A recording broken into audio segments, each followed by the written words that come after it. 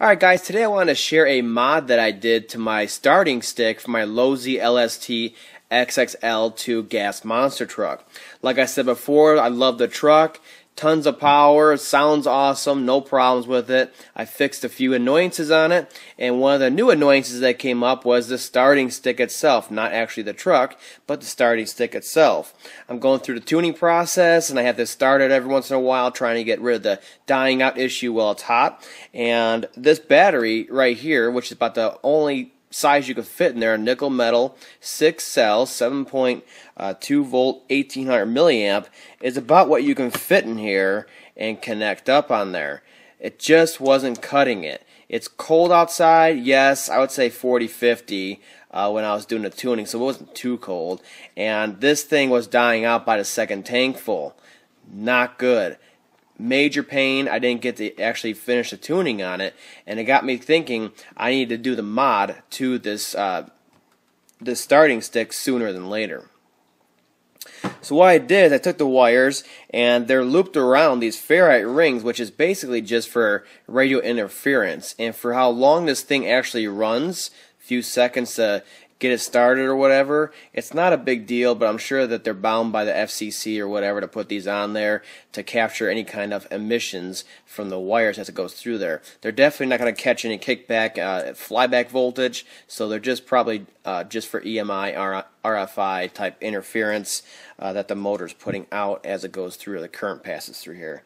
So I got rid of those, and that extended the wires out a bit, and I was able to put a Traxxas style connector on here. You can probably see it, Traxxas high current connector.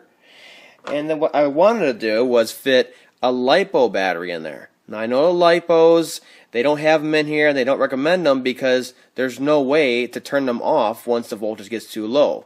But with my mod, the way I have it, I can actually monitor the voltage all I want because the battery door is off of it. And I have one of these little buzzers that people have for their cars to stick in the balance port, and I can monitor anytime I want. So what I did is I put the Traxxas high current, of course, on there to match this one. Now these are 10 gauge. This is big boy wires right here. So I would say I can't stick this in here and tuck it in and lay it over, which is fine because this would never fit inside with the battery door on it anyways, because it has all these ribs in here to hold the battery and such. So I got rid of the battery door, got rid of the ferrite rings, got rid of this 1800 milliamp nickel metal pack that just can't, you know, push the amperage through when it's needed. It kind of starts dropping off.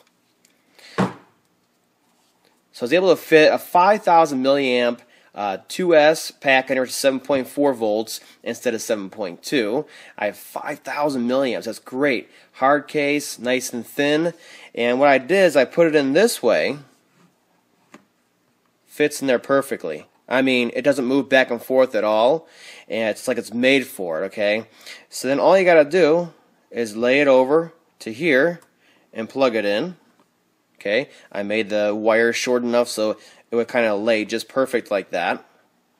And then what I did, just so this isn't flopping around, is I took one of my old straps for battery straps, put that on here, and tighten that down. Okay, and that'll go right here. Kind of put it on there. Something like that. And that'll hold the battery so that the end of it doesn't flop out here. Of course, down here it's captured by the case, and then it secures the wires from flopping around too. It's not too tight on them. And like I said, I can go down here anytime I want, and I can check that voltage on there. Let's see if we plug it in here. Oops.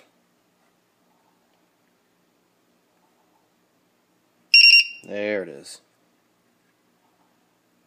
And I can literally sit there and monitor my voltages all I want, so I don't get down to that 3.2 volts or lower, which you don't want to on LiPos, because it'll ruin them and potential for explosions and everything else. So I could easily sit there, use this, and monitor it all I want. I could even put it underneath the strap, so that's why he's sitting there. And it's kind of like, looks like a bomb actually. It's kind of freaky looking. But it works extremely, extremely well. Holds it in there for me, looks good. You can even tuck the wire underneath here, something like that. You still have your access to your strap here. Your hand is still up here when you're using it. And it's got tons and tons of power, tons of amperage will flow through these connectors, all I could ever ask for. And it's a great setup, and it's a great solution, I think, to the the nickel metal restriction that they have on there. I mean, using these things is a thing of the past from the 90s. So I definitely wanted to use LiPo. You just gotta be careful, make sure those voltages don't go too low.